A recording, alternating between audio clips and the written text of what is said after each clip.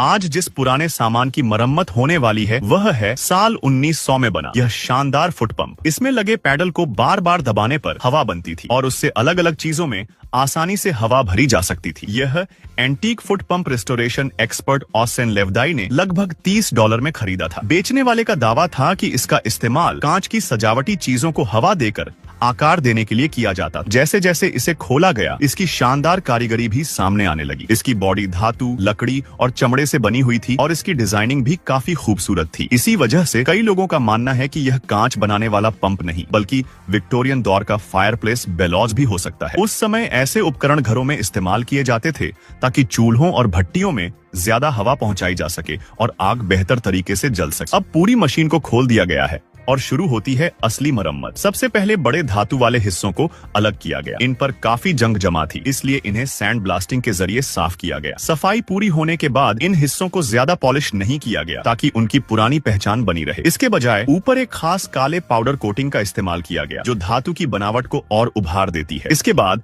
इन हिस्सों को लगभग 180 डिग्री तापमान वाले ओवन में करीब 10 मिनट तक गर्म किया गया ताकि कोटिंग अच्छी तरह जम जाए और मजबूत सुरक्षा परत बन सके। अब बारी थी लकड़ी के हिस्सों की। इनमें ज्यादा नुकसान नहीं था, इसलिए सिर्फ किनारों की सफाई की गई और सतह को बराबर किया गया। इसके बाद लकड़ी की सुरक्षा के लिए अलसी का तेल और टर्पेंटाइन तेल मिलाकर लगाया गया। अलसी का तेल लकड़ी के अंदर तक जाकर सुरक्षा परत बनाता है, जबकि टर्पेंटाइन तेल उसे गहराई तक पहुंचाने में मदद करता है। अब सामने आया चमड़े वाला हिस्सा। यह पूरी तरह खराब हो चुका था, इसलिए नया बनाना जरूरी था। इस बार असली चमड़े का इस्तेमाल किया गया। चमड़े को सही आकार में काटकर गोंद से जोड़ा गया और दबाव देकर उसकी फिटिंग तैयार की गई। इसके बाद नया चमड़े वाला हिस्सा बिल्कुल सही आकार में फिट हो गया। फिर उसे कीलों से लगाया गया और ऊपर तार लपेटकर सील कर दिया गया ताकि हवा बाहर न निकल सके। इसके अलावा पुरानी चमड़े की सील को हटाकर नई रबर सील भी लगाई गई। नए और पुराने हिस्सों का फर्क साफ दिखाई दे रहा था। अब बारी थी छोटे पार्ट्स की। स्क्रू और पिन जैसे हिस्सों पर लगी जंग हटाने के लिए